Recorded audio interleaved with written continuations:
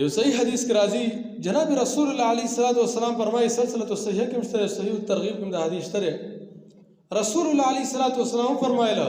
ول اکثر خطايا ابن ادم فی لسانه خلق ویل کې پلان کې سره ډیر ګناګار دی دا کې دا خو رسول الله وي د ټولو نه زیات ګناهونه چې دغه انسان په ژبه کې پراته دي په ژبه کې زیات ګناهونه د انسان د په ژبه کې پراته دي دا ژبه د یو شیز دی که په بدن کې د کم ځنم ګناه کیږي کنه دا نو تقبل ژبه کوي خبره په ژبه کوي ژبه متوجه کوي نو دا د سی و الله د ټول بدن یو لوی ګناګار یې سره کې چرته سره غلط استعمال کوي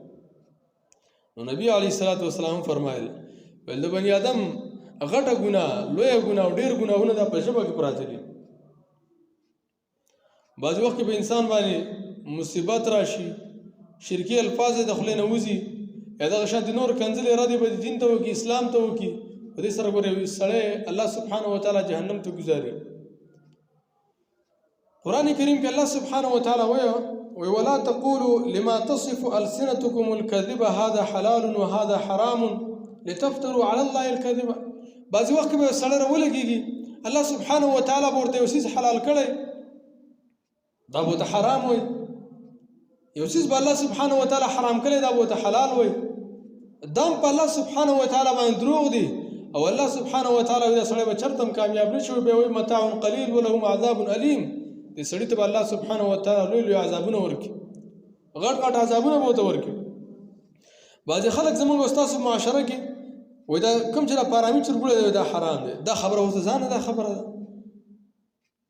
په کوم ځای کې د کوم وجه نه تراوي چې دا حرام دی اگر چې طبي فائدې به کمی بدن ته نقصان رسي یا ځینې سړی به ځان نه به وجه بزرګ جوړ کړي چې دسترخوان د سکینی او زه دا بوتل نس کوم وای دا حرام دی الګ ولې حرام دی مسروق رحم الله ویل چې بازار ته وزمو دو مسلمانان یو کار کوي او دغه حقيقي علم ماته نه چله کدا مطلب دا حرام دی که حلال دی ماته پته نه وي زما کوم او په دې باندې دغه نشته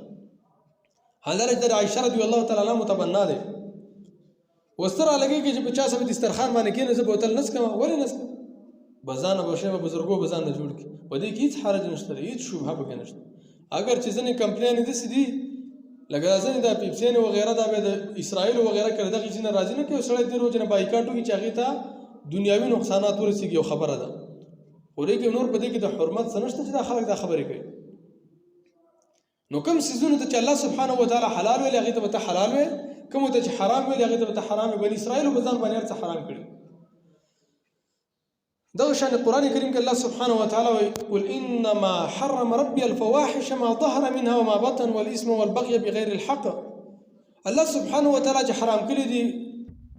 حرام کړی دا چې کوم ښکارا ده او کپټه ده